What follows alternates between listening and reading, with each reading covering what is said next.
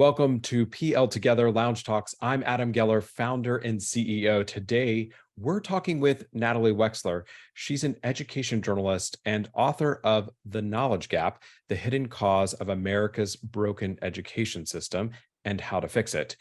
Today, we're talking about literacy and equity and translating that to schools.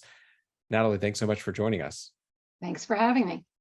Well, I want to continue our conversation about literacy and what teachers should be doing or could be doing, but through the lens of the school leader and how they can support teachers.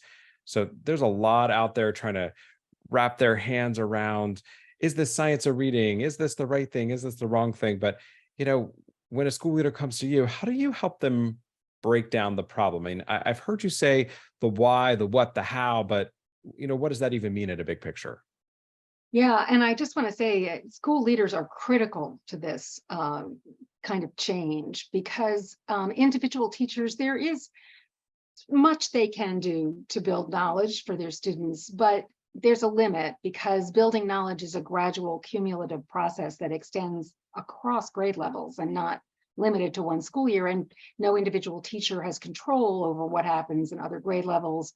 And ideally, this is going to be a logical sequence of knowledge that, so that when you're in fifth grade and you're expected to learn about the American Revolution, you already have learned about the American colonies and that kind of thing. And so it's really administrators, policymakers who hold the key to solving this problem. But it's not that simple always because, this kind of approach that focuses on content over just sort of abstract comprehension skills and strategies and building knowledge in a logical sequence is going to be very different from what most teachers are used to and very different from what they've heard about during their training, et cetera.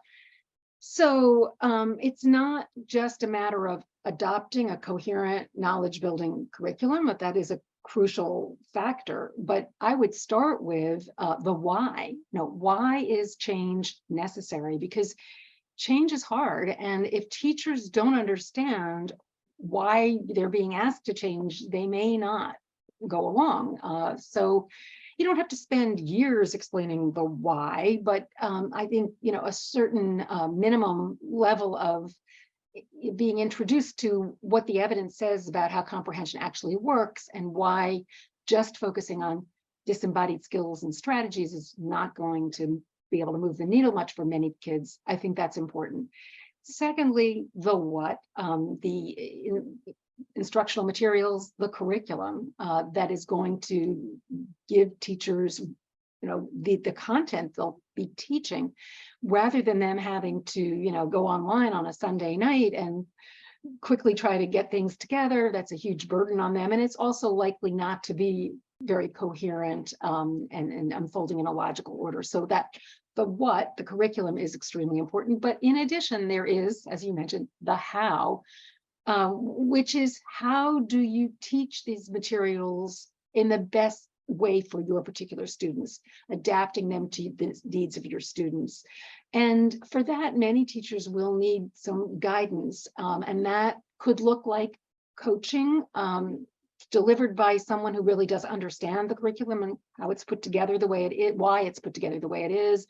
And also collaboration among teachers can be very useful. So that kind of support will help teachers overcome what may be significant obstacles to changing to this kind of approach. Because, first of all, if you're hearing it's important to build knowledge and make skills sort of secondary, that might contradict everything you've ever heard. And it's natural to be skeptical of a message that contradicts everything you've ever heard.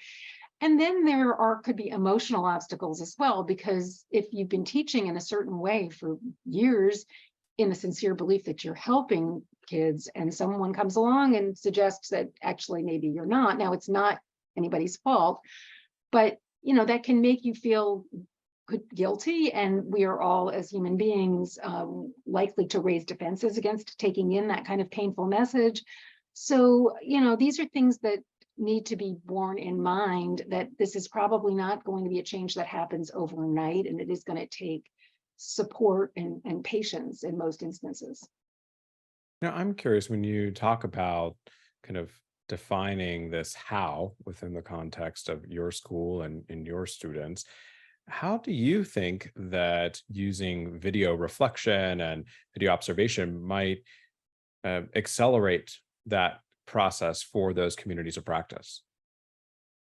Well, I think, I am not an expert in this field, but I have heard that it can be very revealing for teachers to see themselves, what they are doing in the classroom.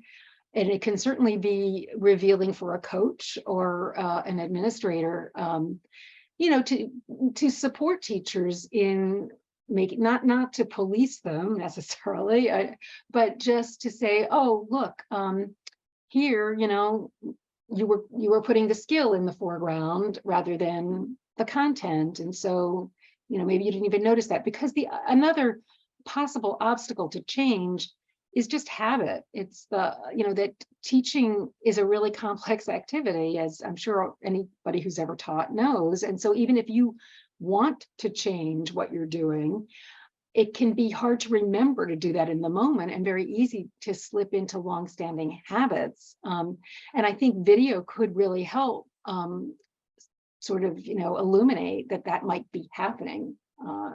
Someone described this as the balanced literacy hangover, that, if you have been teaching in a certain way and you've got very deeply ingrained habits, you may think you're doing something differently, but then if you can stand back and look at it, you might realize, oh, wait a minute, that's really not as different as I thought it was. Right. I love how you're kind of pointing out that kind of uh, gap between the plan and what happens, the practice, and how video can help teachers kind of identify that, as you said. But also, it sounds like it can help that community of practice develop that shared understanding of what this new style of teaching looks like and do it together. So I really like that. Yeah. Uh, so one of the other things when you were defining the how before that I noticed, which is the professional development to support the implementation of the curriculum, which was the what, you defined that in terms of the students rather than the curriculum. And so I don't know if that was on purpose, but I want to circle back on that because I noticed that, how are we going to teach our students versus how are we going to implement this curriculum? So tell us about that nuance and why that framing is important. Well, I mean, I think it is a question of how are we going to implement this curriculum in a way that works best for our students.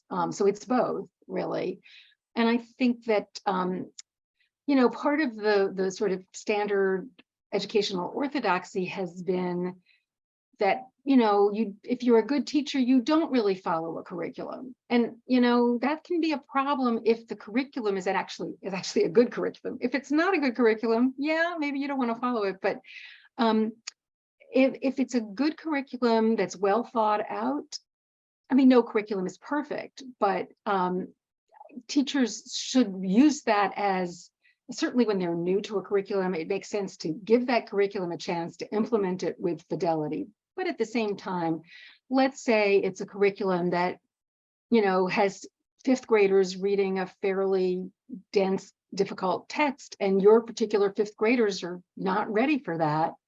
Well, what can you do? You might need to tweak that. And one way to tweak it, instead of choosing a different text that's simpler, would be to read that more complex text aloud and lead discussion on that text, so that all students in the classroom, no matter what their level of decoding ability, have access to it and build their knowledge of the topic that way through read alouds and discussion of that complex text that focuses on the content, has them using that vocabulary they've just heard, using those same concepts, which really helps the new information, the new vocabulary get into their long-term memory. And then this is like the baseball study, which we talked about earlier.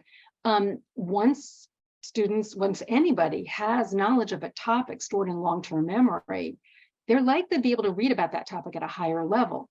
So what you might do is then come up with a text on the same topic, that after they've heard about this topic, that is an easier level, but then you might try having them read a more difficult text on the same topic, maybe the one that's in the curriculum that you read aloud.